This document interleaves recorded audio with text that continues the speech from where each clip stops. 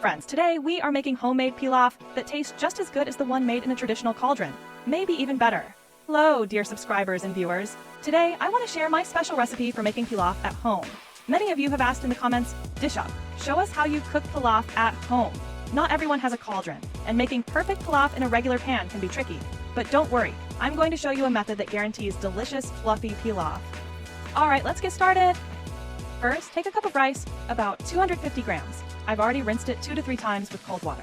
Now, I'm adding 1 teaspoon of salt. Almost said sugar, my mistake. Then I pour in some cold water and let the rice soak for about 20 to 25 minutes. This is a crucial step. It makes the rice whiter and fluffier. Now let's set the rice aside and move to the stove.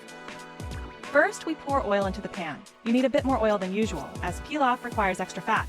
We heat the oil well because the secret to great pilaf is cooking at high temperatures. Now it's time to fry the meat. Today I'm using turkey thigh, about 700 to 800 grams of clean meat. It turns out incredibly tasty. But if you don't have turkey, you can use lamb or beef. The key is to sear the meat well in hot oil.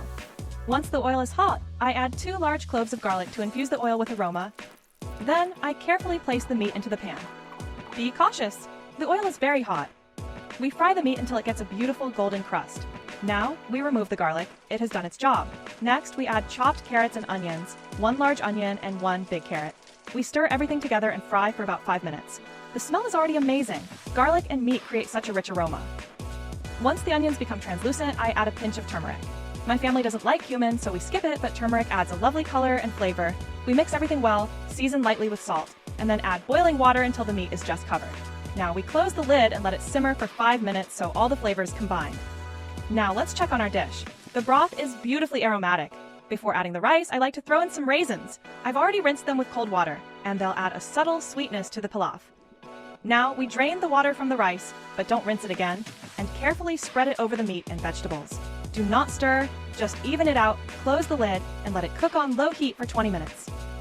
Friends, exactly 20 minutes have passed, and now we can carefully mix everything.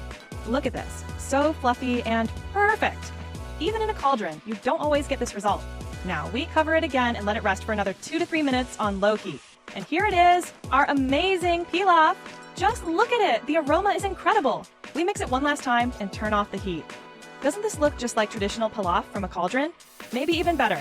Now it's time to taste. We've shown you every step, every detail, so you can make perfect pilaf at home too. The key is to cook with love.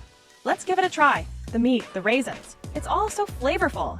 If you've ever had authentic Uzbek pilaf, you'll know this one is just as good, if not better. Cooking should never feel like a chore.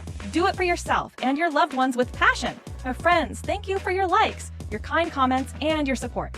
Share this recipe with your friends and family. Let everyone enjoy a delicious homemade pilaf. Wishing you all good health and happiness.